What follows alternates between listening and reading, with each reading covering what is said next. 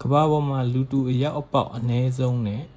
အေးဆုံးနေရာဖြစ်တဲ့အန္တာတိကတိုက်ရဲ့ရေခဲပြင်ကြီးတွေရဲ့အောက်မှာကျွန်တော်တို့မသိသေးတဲ့လျှို့ဝှက်ချက်တွေဘယ်လောက်တောင်ရှိနေမလဲဆိုတဲ့အကြောင်းတွေကိုဒီနေ့မှာ info flow ကနေတင်ဆက်ပေးသွားမှာဖြစ်ပါတယ်ဗီဒီယိုလေးကိုဆုံးဖြတ်ကြည့်ပေးကြပါဦးနံပါတ်1တွေးရည်တကွန်အန္တာတိကတိုက်မှာတွေးလို့နေရဲနေတဲ့ရေတကွန်တစ်ခုရှိပါတယ်အဲ့ဒါဟာတန်တက်အရမ်းများတဲ့ရေတွေကလေထုနဲ့ထိတွေ့ပြီးနေရဲသွားတာဖြစ်ပြီးတော့ရေခဲပြင်ဖြူဖြူပေါ်မှာကြောက်စရာကောင်းအောင်လှပနေတာပဲဖြစ်ပါတယ်နံပါတ်2ရေခဲပြင်အောက်ကကန်ရေခဲပြင်ရဲ့မိုင်ဝက်လောက်အနက်မှာ Vostok လို့ခေါ်တဲ့အရာမရေကန်ကြီးတစ်ခုရှိပါတယ်အဲ့ဒီကန်ဟာလွန်ခဲ့တဲ့နှစ်ပေါင်းတန်းချီကတည်းကကမ္ဘာကြီးနဲ့အဆက်အသွယ်ပြတ်နေခဲ့တာလို့ဆိုပါတယ်နံပါတ်3အရာမပင်လယ်တရဝါများအန္တာတိကတိုက်ရဲ့အလွန်အေးတဲ့ရေထဲမှာအောက်ဆီဂျင်များပြားတာကြောင့်ပင်ကူတွေနဲ့တခြားတဲ့တရဝါတွေဟာပုံမှန်ထက်အစာပေါင်းများစွာပုံမကြီးမားနေတတ်ပါတယ်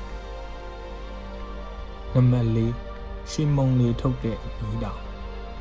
တက်ကြွနေစေဖြစ်တဲ့ Mount Erebus မီးတောင်ဟာရှီမုန်တွေကိုလေထဲကိုနေတိုင်းမှုတ်ထုတ်နေတာဖြစ်ပြီးတစ်နေ့ကို$6000ဘိုးလောက်ထိရှိတယ်လို့ဆိုပါတယ်နံပါတ်5မိုးမရွာတဲ့နေရာ Dry Valley လို့ခေါ်တဲ့နေရာတွေမှာလွန်ခဲ့တဲ့နှစ်ပေါင်း2 တန်းကျော်တည်းကမိုးနဲ့နှင်းတွေတစ်စက်မှမကြခဲ့ပါဘူးနံပါတ်6ဥက္ကာခဲများရဲ့တင်းကြိုင်အန္တာတိကတိုက်ဟာကမ္ဘာပေါ်မှာအာကာသကလာတဲ့ဥက္ကာခဲတွေကိုရှာတွေ့ဖို့အလွယ်ဆုံးနေရာပါ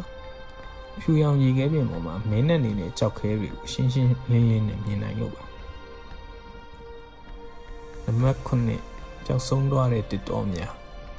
လွန်ခဲ့တဲ့နှစ်ပေါင်းတန်း90လောက်ကအန္တာတိကတိုက်ဟာ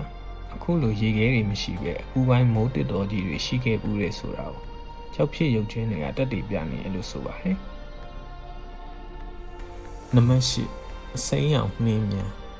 ကဘာကြီးပူနွေးလာတာကြောင့်ရေမှော်ပင်တွေပေါက်ဖွာလာပြီးနှင်းတွေဟာအစိမ်းရောင်ပြောင်းလဲနေတာကိုအာကာသထဲကနေတော့မြင်တွေ့နိုင်ပါတယ်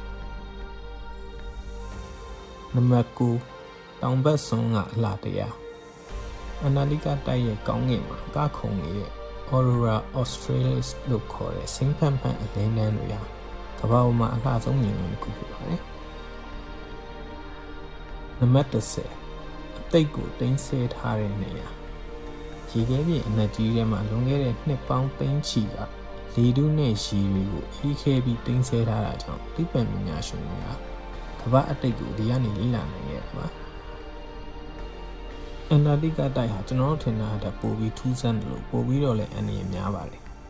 ကျွန်တော်ပြောရတဲ့အချက်လေးတွေမှာခင်ဗျားမသိသေးတဲ့ချက်တွေကဘယ်ချက်တွေဖြစ်မလဲဆိုတာကိုလည်း comment မှာရေးခဲ့ပေးပါဦးအခုလိုဘူးတုဒတွေစီစဉ်ရ info flow ကိုလည်း subscribe လုပ်ထားဖို့မမေ့နိုင်အောင်နော်နောက်ဗီဒီယိုမှာပြန်ဆောင်ကြမယ်